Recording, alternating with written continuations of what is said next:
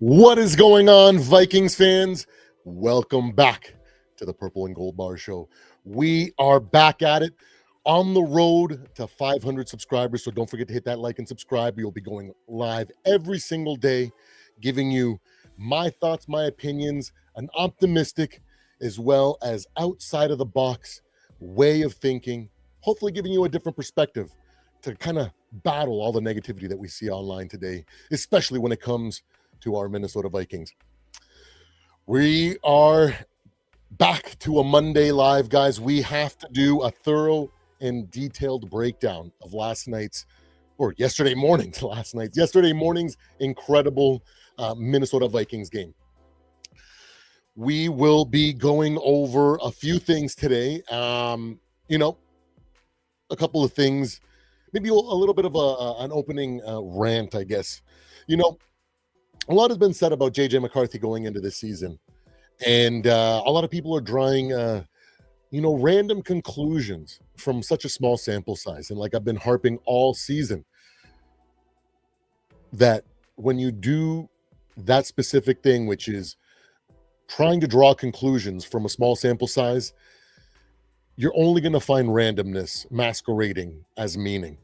In other words, when you make assumptions like that super early, with such a small sample size, you're only going to make an ass out of you and me, as the saying says. And I want to talk a little bit about, I want to transition into that, you talking about JJ in that, because we got to see a small sample size from another rookie last night or yesterday morning in Dillon Gabriel. I want to make a little bit of a distinction for those saying, hey, look at Dillon Gabriel. He looked way better out there than JJ in 2 games. Yeah, at times he did. But at times he also looked flustered and made bad decisions. Also overthrew, underthrew, and looked like a rookie, And I'm not going to dog him for it. I think he played an incredible game for the situation that he was put into. Going up against the Brian Flores defense is no small task to endure to start your career. But, his strengths coming out of college football definitely were on display. He's a seasoned college level quarterback. His strengths, because of his size and stature, have been to be able to be elusive, get the ball out quick, and we saw those strengths being thrown out there. When I went back and looked at Dillon Gabriel's NFL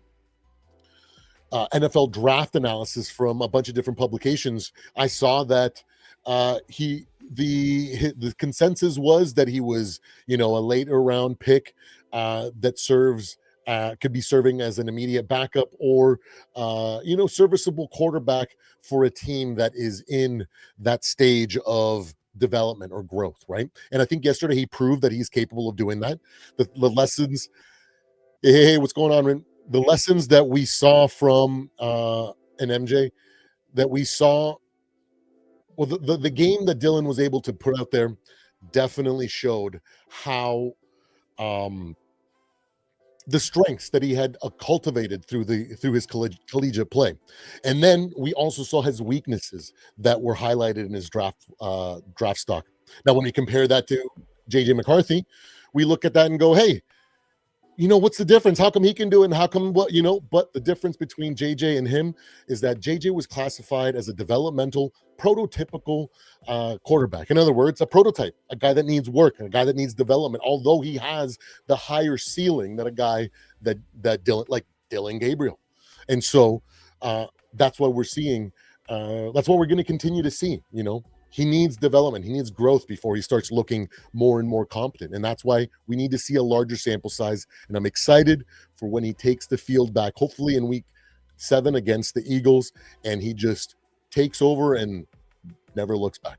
Now, with all that rant being said, let's get into the breakdown. I want to start by going over my game notes. I haven't really done that before. I usually just kind of paraphrase them and then turn them into statements or slides, and I ended up getting like a bunch of slides that didn't really work out too well. I kind of lost my way, but I want to go over my raw notes and let you guys know what I was seeing quarter to quarter. In that opening sequence, there was a penalty from our team. Will Reichers You don't really see that, right? Um, but he ended up kind of getting the job done as the game went. He started finding his way. It was an elite. He wasn't elite like we had seen in the past, especially in the first half of the season, but he was able to do more than enough when it counted. The first drive from the Browns uh, showed off that they have a strong running game, but ultimately it stalled due to those nagging inconsistencies that we find from the offense of the Cleveland Browns. Our Vikings' first drive, in contrast, looked pretty incredible up until the moment that Jordan Mason fumbled the ball, which, mind you, was a great defensive effort from the Cleveland Browns. So, as hard as you might want to be on Jordan Mason, it wasn't one of those fumbles that we saw like last night or yesterday from Cam Scatable or even um, Jackson Dart, where they just kind of like lost grip of the ball and there was no defender in the area that caused the fumble, right? So it wasn't that situation. It was just an incredibly defensive play, incredible defensive play by the Browns, which they deserve all the credit. There's a reason. There's a reason why their defense is arguably year in for the last few years one of the best defenses in the NFL.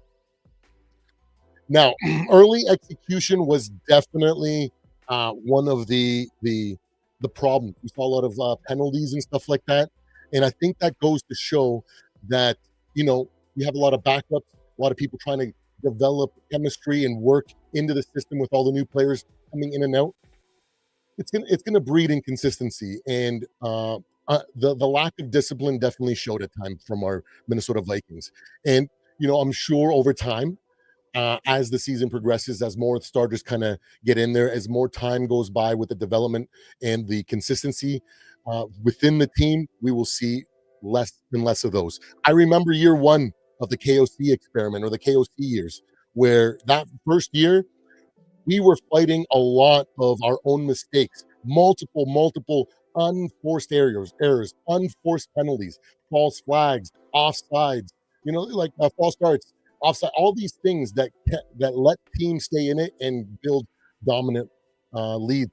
Over the years, we've gotten better, but in the offseason, we brought in a bunch of new players, as well as the unfortunate event of the unfortunate outcome of a bunch of injuries has brought a lot of backups and a lot of transitionary players in there. And of course, that kind of consistency is gonna falter. So I understand why that is.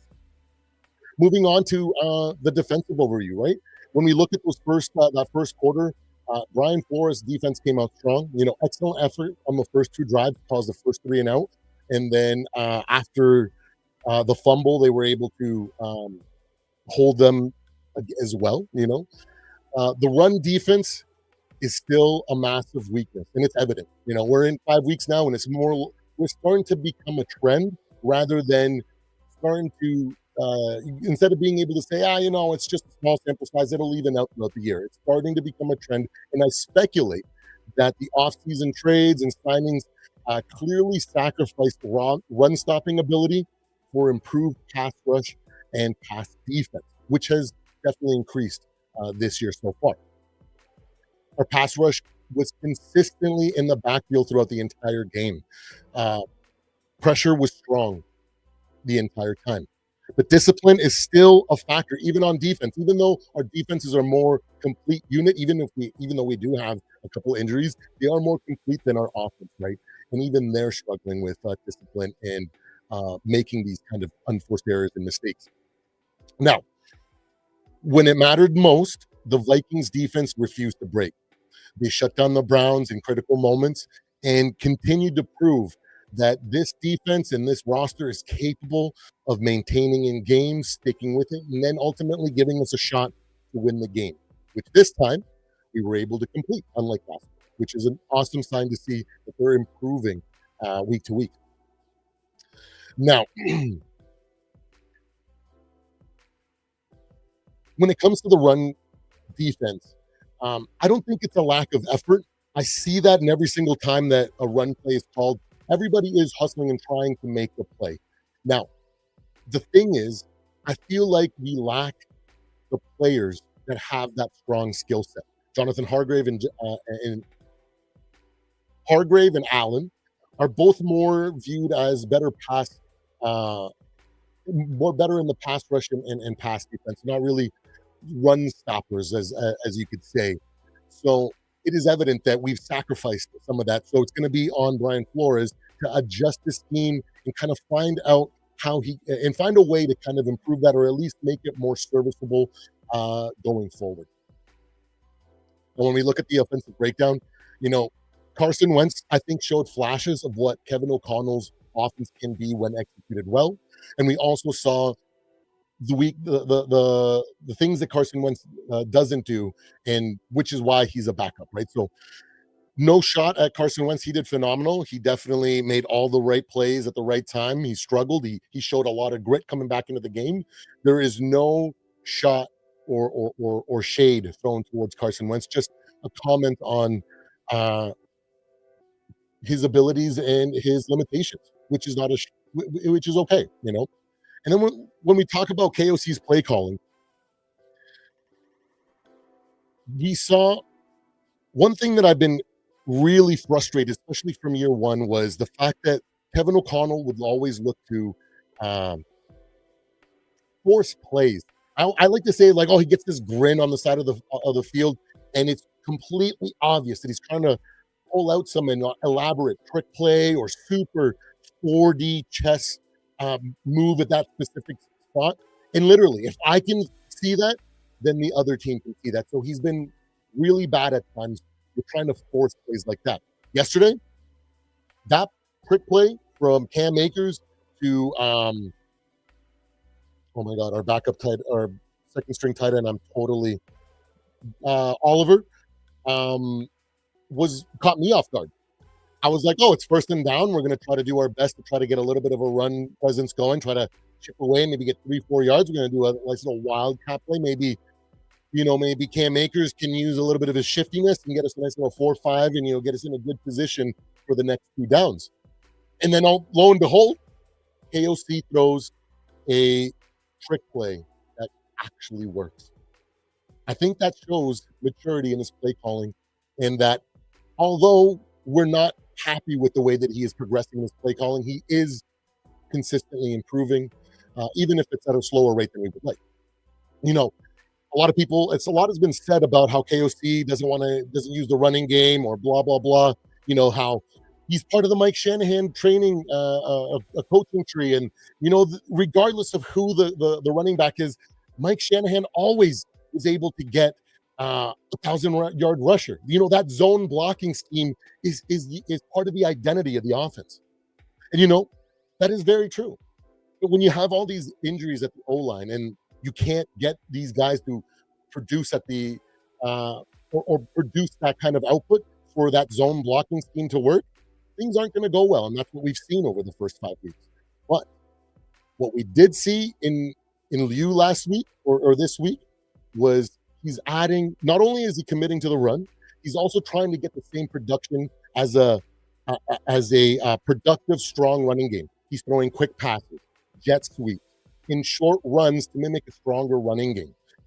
Getting the same output that we would expect from a team with a great O line with an established running back that can, consistently get the yardage that we need in order for our offense to run as intended. So, another thing that I wanted to point out is that the play calling was great at times. There was a lot of times where I saw Myles Garrett completely pulled out of the equation based on the play calling. I saw KOC call plays where Carson Wentz ended up throwing to the open space that that Myles Garrett left behind after he starts his rush. So I saw one specifically that comes to mind is that one little quick slant to Naylor, I believe it was, in that exact spot just behind where Myles Garrett lined up. So the play calling is definitely a work in progress, I would say. Sometimes it may not be exactly what he has designed, and sometimes the execution isn't there. And even if he did call the perfect play, it hasn't gone right. But I see the fact that KOC is constantly trying to incorporate the run, and he's not abandoning it completely, like most people want to say. Jordan Mason, Definitely a great back. He had a lot of great running plays this game. Despite that fumble, which was an incredible defensive effort by Cleveland, I still believe that this offense needs to flow more, has to go through Jordan Mason for us to have the most success. And when I say that, it has to go through the majority has to go through Jordan Mason, and we have to bring in our other backs to kind of complement him because he was run pretty hard in San Francisco last year, and he did rack up a couple injuries as a result for being overused. So we can't run into that same mistake, even though we need the offense to run through him. You know, I think that I identified that Justin School is this year's Mark Ingram. Last year I did a lot of defending of Mark Ingram, saying, hey, you know what? As bad as it's been at times, there have been a lot of times where he does just enough to give Sam enough time to be able to get the ball off or identify that the pressure's coming and be able to scramble out. And the same, whether he's perfect in the pocket and is not, whether he was perfect in the pocket and was able to completely stuff the pass rush, or whether it just broke down just before the pass got out, the outcome is still the same. The play ended up completing like it did. And if you look real closely on that final play where Jordan Addison caught that pass, look behind Carson Wentz. Look who was in the trenches dealing with that pass rush. He did a lot on that final play. You could see his jersey number and his name clear as day, standing behind, like blocking behind Carson Wentz's blind side. So, despite how bad he's been at times, I think that he's been making the most out of his opportunities. And for a backup caliber right or tackle, I think that's along the lines of what we should be expecting from him. So I don't really want to go in too hard on Justin School because although he's been inconsistent, he's been good enough when it counts. Execution is still a big factor. I wrote that down. We're still developing chemistry. We got new players and we got backups in there, so that deterioration of chemistry is going to happen. That's why we're not seeing the consistency that we would like. And Justin Jefferson proved again, and I think without a shadow of a doubt, that he is the best wide receiver in the league. And that pass at the end of the game, a little bit high into double coverage, and he still came down with it. Just kind of shows that quality of receiver that he is. And I think that kind of is just another example of constantly showing how he is the best receiver in the game. I'll definitely get to all the comments here. I just want to make sure I go through everything for you guys. So stay tuned for that, guys. Now, I want to talk about also Dylan Gabriel. He did show flashes of talent that reminded everyone that he's still a rookie. He missed a key red zone throw on 3rd and goal, completely overthrowing his receiver that was in position to make a touchdown grab. So just kind of shows what to expect out of a rookie. He's not always going to be perfect like some people expected out of him going into this game, right? Another thing I want to move on to is Dallas Turner. He continues to flash. He's making big plays, and he is developing into a cornerstone defender. Exactly what we expected. Let's not forget, a lot of people want to get down on Dallas Turner and say, hey, he's not producing like a first-round talent. He should have been out there right off the bat and showing what exactly, he should be showing from day one that he's a top first-round pass rusher. Top 10 lottery pick, whatever it was, high draft pick, right? But then I go and I remind people, hey, if he was on the Broncos defense or on the Browns defense, for lack of a better way, or for another example, I'm pretty sure that on a more standard, common defense, a hustle, hard ethic, big kind of classic style defense, Dallas Turner would have been on the field a lot sooner than he was last year. And he would have been producing at a high level much sooner. I wholeheartedly believe that. The difference is for him, though, is that he got drafted into a Brian Flores defense that's got so many moving parts, and you need to learn and become a Brian Flores type defender in order to earn a spot. Not to mention, last year, there was a good amount of players ahead of them that had already proved that they were more competent and more ready to take on any additional uh, responsibilities on the defensive end. But near the end of the season, we started seeing him get more and more plays. And now this year, he is definitely evolving into a Brian Flores guy, and he has been putting a countless pressures. I go back to the pressure that he put on Jake Browning, that made him release that ball on the run early and got that tip from Hitman Harry over to Mr. Isaiah Rogers for the pick six. That was a direct result of the pressure and the pass rush that he did. He's also been able to be in a lot of great plays. He was responsible last night for a third and out. Big, big stuff coming from Dallas Turner. I'm not surprised. I knew he would come around. I knew it would just take time to develop in the Brian Flores defense. Next, we got special teams. I wrote down some stuff. Solid performance overall, but not as elite as we've seen earlier in the season. Even though we had an incredible highlight with Wright's punt that ended up bouncing down to like the 1 or 2 yard line. That was an incredible punt. And you know what? A lot of people got on on Will the Thrill's case for missing that field goal late. But now come to find out that ball hit a cable and everybody missed it. So I feel like a lot of people need to be apologizing to Mr. Will the Thrill today because he was excellent and he got the job done when it counted. Otherwise, pretty efficient, mistake-free, and pretty disciplined from our special team. On the Brown side, the offense looked improved, with Gabriel under center, was better, but still wildly inconsistent and lacking discipline. We saw that in their gameplay. Their confidence showed no hesitation running on us on 4th and 1 multiple times. 3rd and 1, 4th and 1. They were not scared of our run defense. And it's a clear sign that I think other teams are going to be taking that approach going forward. So I'm hoping that as we get healthier, we get Blake Cashman and other players back, and as Hitman Harry comes off a snap count, we start seeing a better production, and even to the point where we can say we're at least a competent competent at stopping the run. We don't have to be incredible at stopping the D. We're incredible in other areas, so we can focus on our strengths in other areas of the defense. But we need to get that inconsistency at the run stop game under control.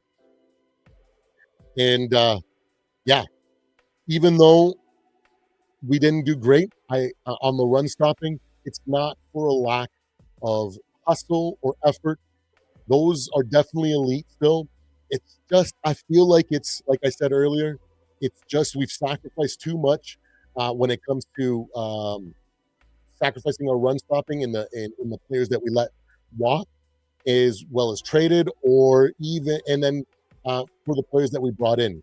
I think we sacrificed a lot of the run defense to improve our pass coverage as well as our pass rush. So something that's going to be a work in progress, and I expect Brian Flores to kind of work it out. In the last section that I wanted, intangibles and team growth.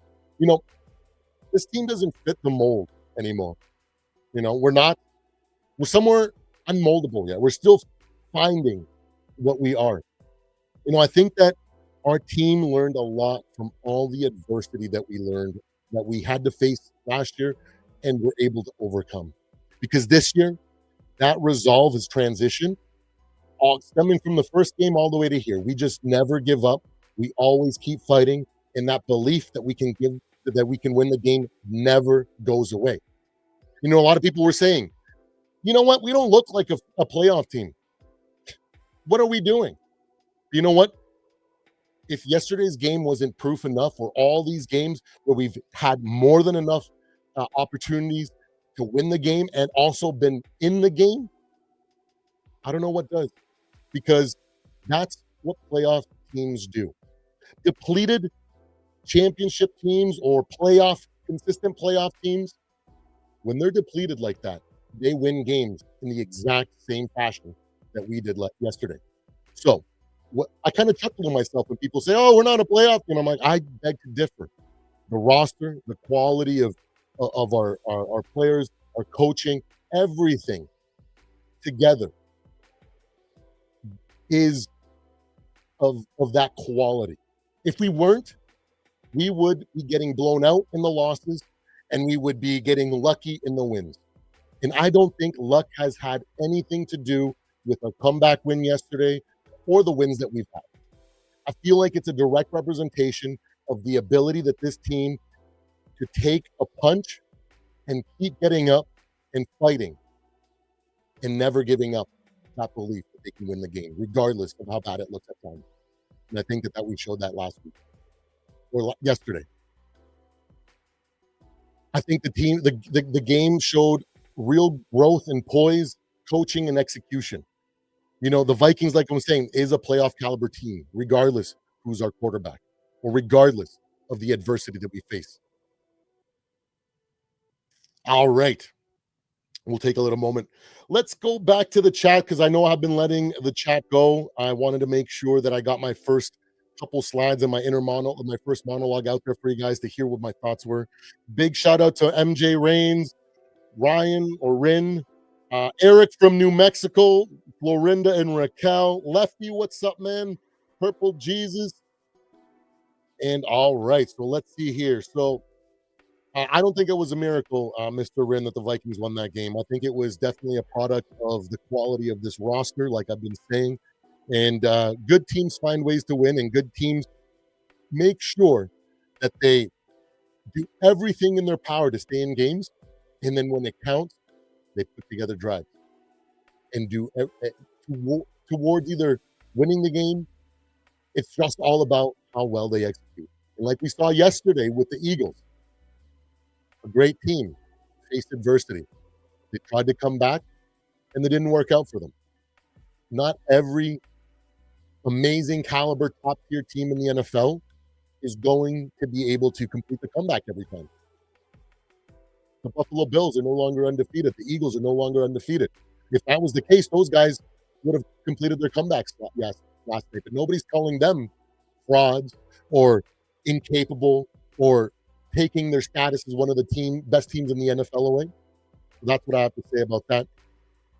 Kevin Stefanski, I think, with a little conservative handling the Vikings in the last possession. Kevin Stefanski is who he is, okay? There's a reason why in our transition after the Brian Zimmer era or Mike Zimmer era, we went from Pat Shurmur to Kevin Stefanski, and we toiled with the idea of bringing him in as our head coach. We identified that he had some strengths, and he had the ability to be a serviceable head coach.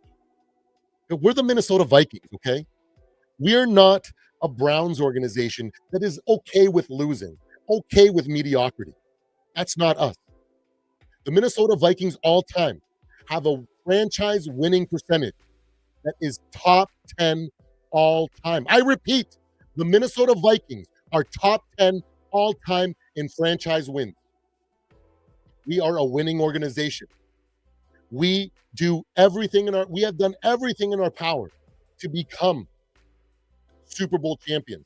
We've cultivated really strong defensive teams, the Purple People Eaters, Purple Rain.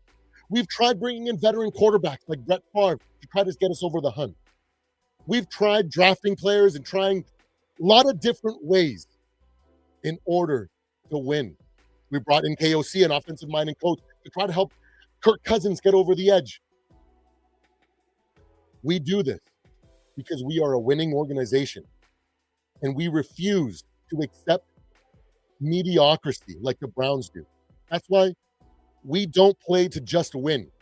We play to win Super Bowls and make consistent playoff runs. That's the big difference between the Minnesota Vikings and the Cleveland Browns. And one of the biggest reasons why Kevin Stefanski is the Cleveland Browns head coach and not our head coach.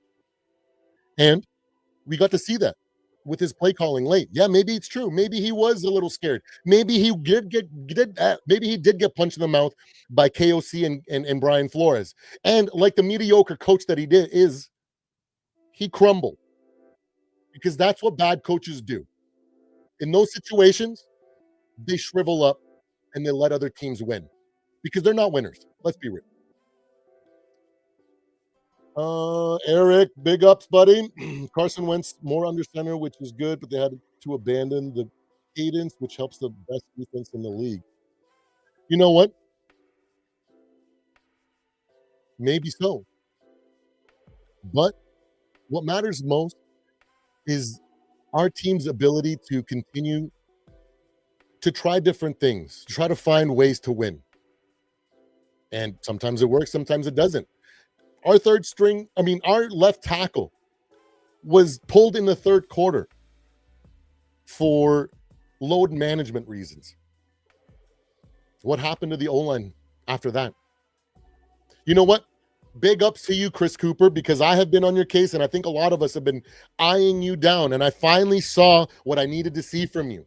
You prepared the offenses, the starting O line, to do the best that they could do, and you prepared the backups for when they needed to go in.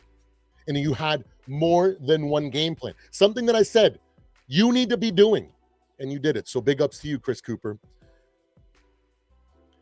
Let's see here. See the thing, Rin says the two fumbles should have put away the Vikings.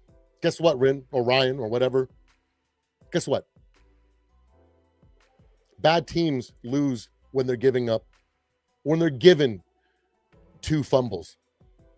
So I think the Browns need to be looking at the mirror for that one, because good teams, regardless of whether they fumble or not, put that shit in the past and ignore it and move forward in the belief that they can still win this game regardless of what happens. So I think that says more about the Browns than it does us.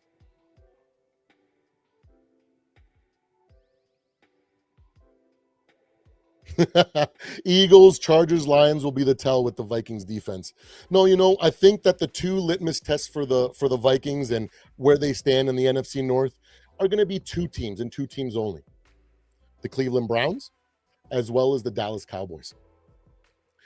The Dallas Cowboys present a unique problem. They're extremely beatable if you do all the things right.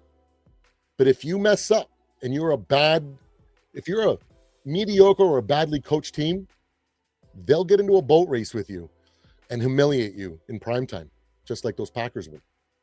So I think when we see how the Bears do against the Browns, once they play them, we'll have a clearer picture of where each team lies. At the moment, Lions are number 1, Vikings are number 2, and the Packers are number 3.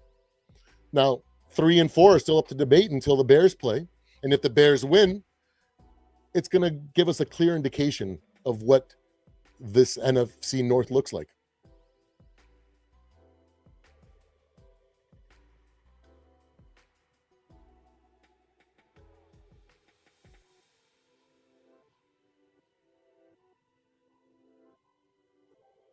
But yeah.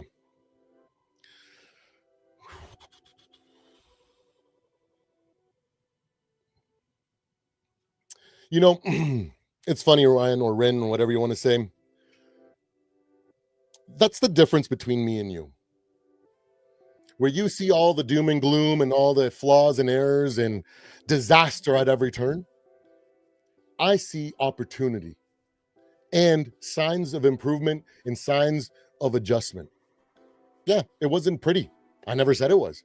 I have never been the guy to come tell you guys here that we were going to be a juggernaut this year. In the contrary, beginning of the season, before the season even started, I said, this is going to be a roller coaster. It's going to look ugly for the first half of the season. We are going to have some really high highs and some really low lows. It's going to take time. But essentially, this year, we're going to show a lot of flashes and a lot of growing pains. And despite all that, I said that this roster, this coach, the talent level, and everything that we bring to the table is more than enough to will J.J. McCarthy or whichever quarterback, barring injuries, hopefully J.J. doesn't get injured anymore and he gets to play the rest of the season out.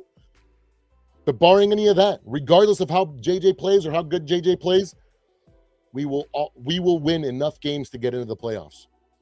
And what's most important for this season is to sneak in there so that JJ has one game of playoff experience to draw upon, to feel what that feels like. So then next year, we come into the league and hope to make a big step where I can actually start predicting deeper playoff runs and potentially in a year or two, Super Bowl runs. We're not there yet. We're in that stage where when they make documentaries about teams, they always gloss over this time. It's not glorious. It's not fun. Nobody puts that in documentaries because it has no substance or it has no impact. So it gets glossed over. But the hard work and everything before a team starts seeing success is where this Vikings team is right now. And last year, everything that we learned from all the different situations that we were put in, having to learn how to play with the lead, having to come back from a game that we messed up, having to come back from getting punched in the mouth and having to try to salvage a game. Every single, so many different types of adversity we saw. And we overcame a lot of it to a 14-win season. And I think that experience is showing this year. Now, let's move on. I want to make also these slides too. That's one thing that took me a little while to get on live is that I was doing generating my slides. So don't disregard everything in the actual slides. It just automatically entered stuff in there. All I wanted was just basically title slides, and it was running late, so we're just gonna have to roll with it, okay? But let's start with the Viking segment. We got back-to-back games abroad. The Vikings spent 2 weeks overseas and then in London. So, I feel like that played a little bit of a factor. We were a little bit more acclimated to the Browns. Maybe that led to some of the inconsistencies that we've seen from the Browns, especially early in the game. But they seemed to get it together, and it was pretty good. We won 21-17 thanks to a Carson Wentz, Jordan Addison game-winning touchdown, which go back and see. I'm telling you, go back and see who you see behind Carson Wentz holding up a block. I'm pretty sure a running back was helping him, but that doesn't matter. They were doing the job more than enough to get that passed off and to win the game. So Justin School, even though we've been dogging on you or a lot of people have been dogging you, I see you, man. Keep doing what you're doing. Keep doing what you have to and taking advantage of the opportunities that you are faced with. The big news out of the game is, a lot of people also were commenting in some of the replays. Like started watching some of the immediate instant reactions, and people were like, "What's going on? Where Jordan Addison? Like, why is he not here in the first quarter?" And it comes out that he missed a walkthrough and ended up getting benched in the first quarters, which is why we didn't see him in the first quarter. But thank goodness that he was able to redeem himself later in the game. He came up with a bunch of catches, really good ones, and that game-winning touchdown was beautiful. It was beautiful. Now, with the Vikings, it was definitely a Carson Wentz classic experience. You know what I mean? Productive, with a little bit of injury scares, and thank goodness he was able to kind of toughen it up and it wasn't as bad, and he was able to kind of come back in the second half, and we didn't have to see Brosmer take the field, because I don't think he could have been able to pull off what Wentz did in that second half. So he played pretty efficiently, coming off of a 6-sack game, and only to take 3 sacks this game was pretty decent, on top of the really clean drive to end the game, right? So goes to show the ability for our staff to bring in quality backup quarterbacks to be able to run the offense as efficiently as the backup can do. And sometimes Carson Wentz might still have a little bit of flashes, and it might look a little bit more above than average. But I am grateful to have Carson Wentz as our backup quarterback. But regardless, I'm excited for J.J. McCarthy to come back, take over, and keep developing, because that is the future. And nothing will change my mind. I don't care if he loses out and he doesn't make it into the playoffs. I really do not care. He needs to be the starter. He needs the reps, because we need to have a clear path coming out of this season. to know whether we're sticking with him or moving on instead of having it repeat next year. So, pretty awesome. The offensive line, ooh, can we give a big round of applause again to Chris Cooper and preparing the O-line? We've been dogging him pretty hard. But Blake Brandel never played a snap ever in his collegiate career or ever at the NFL level, and he looked pretty darn good. If I'm not mistaken, he didn't allow any pressures, and you know, might just be just too small of a sample size. I'm sure he's going to struggle at times at center, especially until we get that figured out or find out what's going on with Ryan Kelly. Right? He might retire. We don't know. We really don't know with him, but he's on injured reserve, so it's his job for the next 4 weeks until he comes back or until we know what his role is going to be going. But regardless, I saw him do an incredible job against one of the best defenses and defensive lines in the league. So if that doesn't give you confidence in that he can definitely be more than serviceable going forward and getting that offensive line fixed and getting it more efficient as games go on, I don't know what will. Christian Darrisaw, he was pulled in the third quarter. Load management. Man, load management is seeping from the NBA to us, but you know what? We're a conservative team, and I'm not too mad about it. When Darrisaw was in there, he basically shut down Myles Garrett, proving that he is one of the best left tackles in the game. And when he's fully healthy and is no longer on load management or snap counts, that consistency that he's going to bring is going to be incredible. And it's ironic because, like I said, after he got pulled, it seems like the offense kind of seemed to be a little bit more effective going into the game. Now, when it came to the defensive side of things, Flores, aggressive defense still struggles with the run, like I was saying earlier, and too many gap breakdowns. Our acquisitions in Hargrave and Allen are more pass rushers and not run anchors, like I was mentioning earlier. And I feel like I said, it's a byproduct of missing that specific skill set from the players that we have in those situations. So the onus is on you, Mr. Brian Flores, to kind of come up with another unique scheme. You are unique. You are the mad scientist when it comes to the defense. So I definitely expect you to get it together and figure out a way to kind of make it more serviceable, especially when our injuries come back. Now, let's move on to the Browns. Rookie emphasis.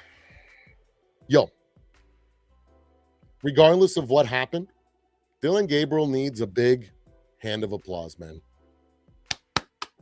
Hey, man. Going up against a Brian Flores-led defense to start your career is no easy task. So you did great. I'm not gonna lie. I'm not gonna freaking trash talk. If we had played the Lions and we had beat them like this, I'd be crap talking as hard as I can. But this is the Browns, and you know what? Their fan base isn't like that. They're not arrogant. They're not delusional. They're just passionate and want their team to win. And I can totally relate. We've been there. I've been there I remember when we were irrelevant or when we were struggling or when we were only a defense and nothing more. So no shade to the Browns organization at all. A well-played game. Dillon Gabriel looked great at times, but he also looked like a rookie at times. That pass near the end of the game where he overthrew it I feel like we had a defender close, but had he put it in the right place, that probably would have been a touchdown. So it just kind of shows the problems or the growing pains that the Browns are going to have to deal with going forward with Dillon Gabriel. But you know what? His strengths definitely are going to help them going forward. I think that ability to keep the quick passes going, prevent the opposing defenses from really getting things going like he was able to do at times, I think it's going to be a really good asset for them. And once he becomes more efficient and starts getting more acclimated to the system, I wouldn't be surprised if by the end of the season, the Browns offense starts looking like a competent offense, unlike they have been all season so far. So Good on you guys. Good on Cleveland, and good job, Mr. Dylan Gabriel. Also, Quinshawn Doug Junkins, man, holy man, that boy can run the ball. They got something special in that guy, and he's the type of runner that I like. So big ups to him as well. Like I was saying, he managed short passing well. He controlled tempo. He showed great chemistry with David Njoku, as well as that on that pass to rookie Harold Fannin Jr. Hey, remember in my breakdown, I said, hey, the three guys that we need to be kind of looking at as potential guys that might come out of nowhere: Fannin Jr., Ford, and did I say Njoku? I think was the third guy that I said. And those guys gashed us at times. They did really, really well. You know, it reminds me of a time when our Vikings were just starting to come out of that defense only, and we're starting to build some chemistry in offense.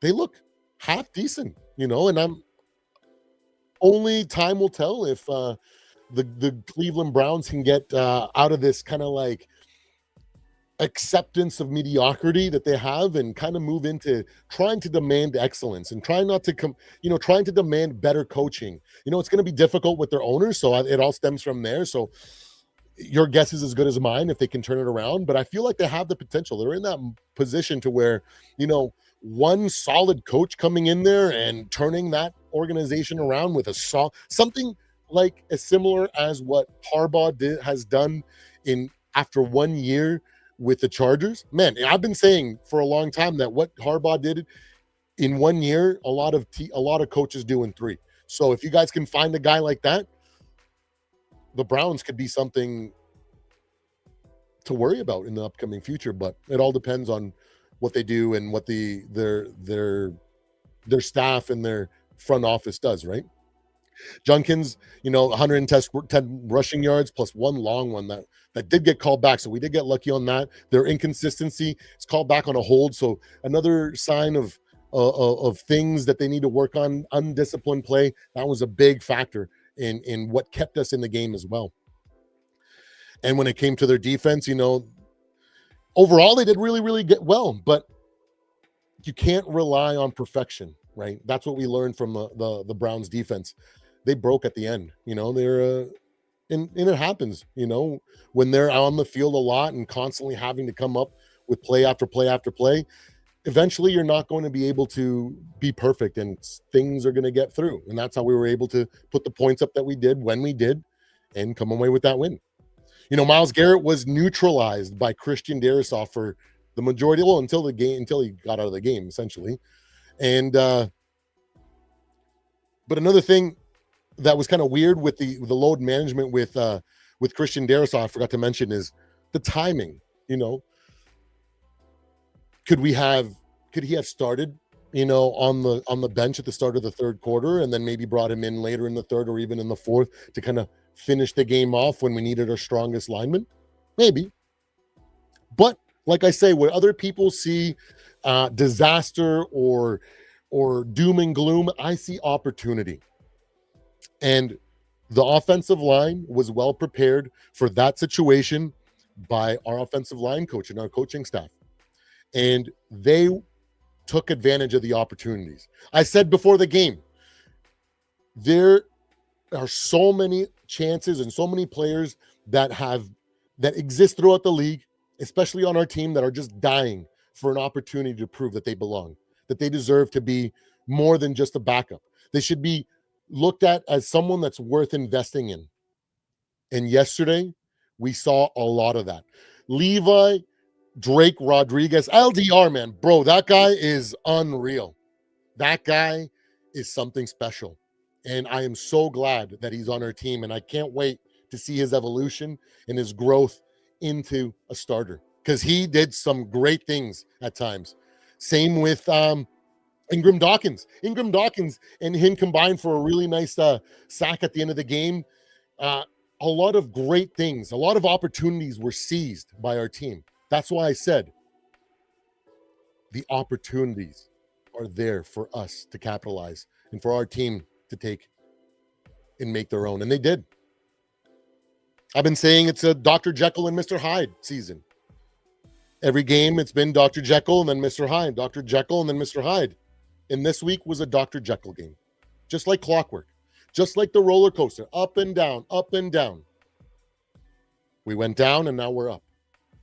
We got the bye season or the bye week. Hopefully that allows us to reset a little bit that trend that's developing. And with 2 weeks of rest and healing and preparation, we start coming out from week 7 on and start showing the potential that we showed on paper, showing the team that a lot of people expected to see from week 1.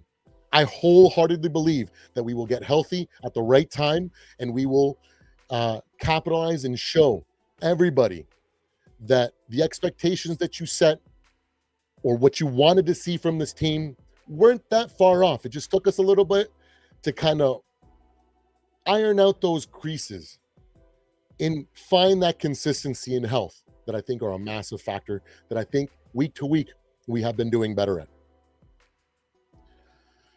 And then well, that's basically it. Let me see, I have a final thoughts. Final thoughts. I think I've been kind of peppering them in throughout the whole thing, but when it comes to the Vikings, is a much needed rebound game, keep our season alive, as some people were calling it a must-win game. But it is what it is. We won the game, and that's what's more than important, right? Wentz is fragile, functional. He's definitely got a higher floor than our backups, JJ and Brosmer included. But regardless of that fact, I still want JJ to start so that he can develop and help, because without that, he's not going to raise his floor, and that floor will stay low. And then next year, if we decide to run this experiment again, he's going to start with the same floor and he's going to struggle.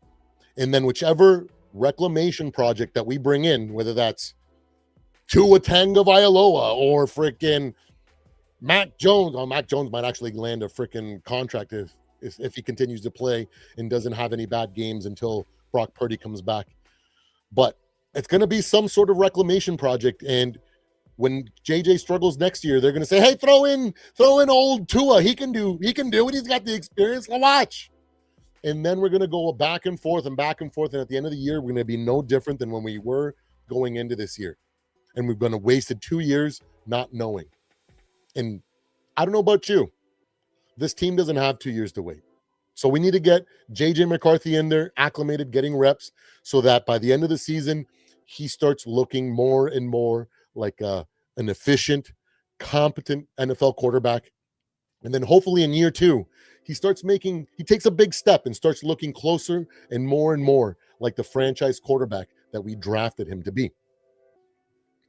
When it comes to the Browns, rookie movement is great. It was awesome. The storyline having Dylan Gabriel start, but he's still raw. And you know what? I'm not going to dog on him. I'm not going to freaking say, "Oh, he's garbage because he couldn't do this, or he looked flustered or overwhelmed at times." You know what? Like I've been saying about JJ McCarthy, when the hell did we forget that rookies are allowed to look like rookies? They're allowed to throw interceptions. They're allowed to fumble the ball. They're allowed to take bad sacks. They're allowed to look flustered at the NFL speed. We used to have grace when it came to rookies like that. We would understand. And now, since we're in that social media era where everybody's too impatient because they get everything immediately given to them and they don't know the value of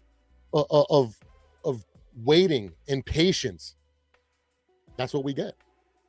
Idiots calling for Carson Wentz to start and take us to a mediocre playoff appearance and humiliating loss, just like we did last year.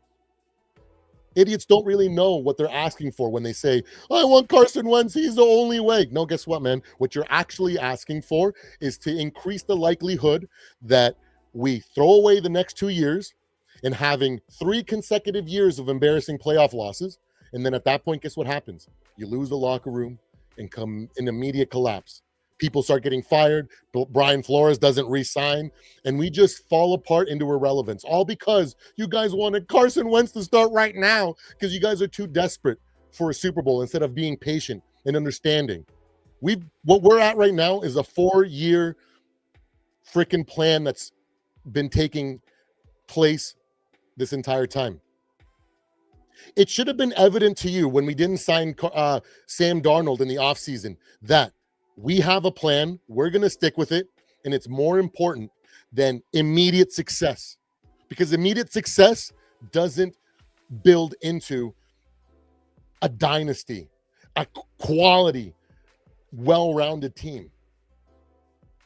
Ask those New York Giants on their 2 Super Bowls how dominant they were before and after those Super Bowls.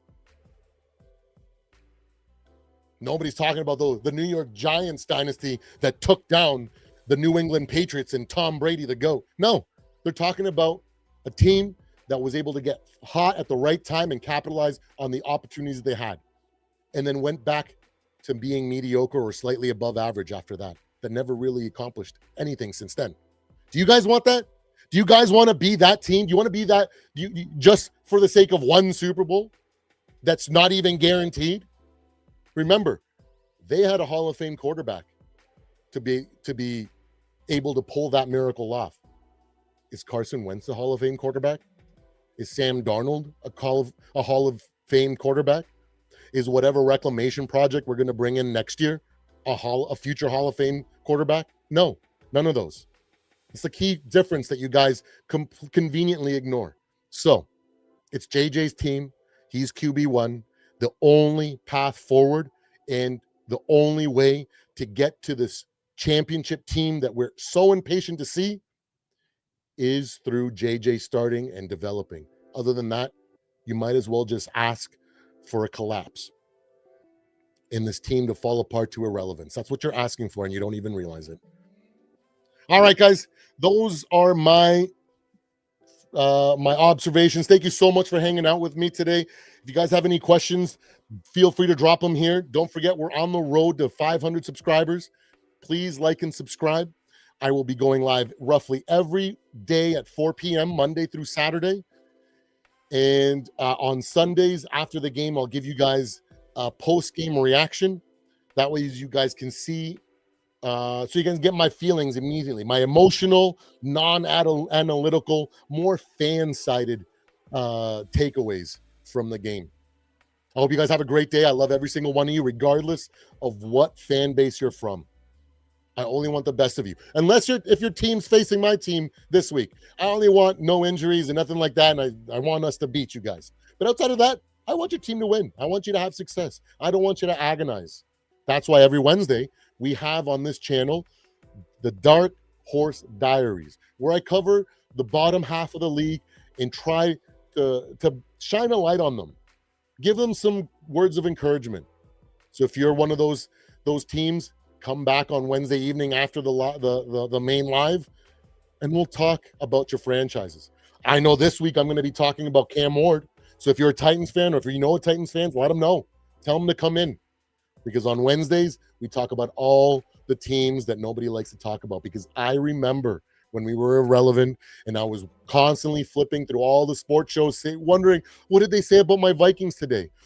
For it to be a daily occurrence where they just didn't even mention us. And there are so many teams like that in the league. And some might say, well, that's just because who they are. But you know what? Their fans still are as passionate as the fans from the teams that are always in it. They deserve a little bit of love, and that's what Dark Horse Diaries is. So come back to that. Come back every day at 4 o'clock. Tomorrow, after we have a special live coming in at 8:30, I have a special guest coming in. We're going to be talking everything football. I'm going to ask him a ton of questions. He is a Vikings fan, and he will give us his insights and his wisdom. And next Saturday, I'm also going to be on another podcast. Let me it's called Real to Sports Podcast. Real to Sports Podcast. I just randomly, because I jump into other people's lives all the time, and I just want to hear good football talk. And I jumped into their live last week, and they were having an awesome conversation. I thought they were making really insightful points, and I jumped in the chat, and they welcomed me, and they told me, "Hey, man, I like the way that you talk football," and they told me to fire them an email, and the rest is history. And now I'm going to be on their show next Saturday at 7 p.m. Eastern. So join me on that. You'll see the link pop up or the live pop up here late Friday or maybe Saturday morning. So don't hesitate to jump in and tap in on that one and hear from a whole bunch of different creators. You know, the topics are going to be all over the place. So if you're interested in good football talk, check in on that live next Saturday at 7 p.m. And until tomorrow's live at 4 o'clock, I hope you guys have a wonderful day. I hope that you are able to overcome all your stresses and hardships this week and have a wonderful week of just happiness and fun with your family and friends, because that's what's really important, guys. I love every single one of you guys. I hope you guys have a great one. Thank you for joining me on the Purple and Gold Bar Show. Have a great one, guys. Take care.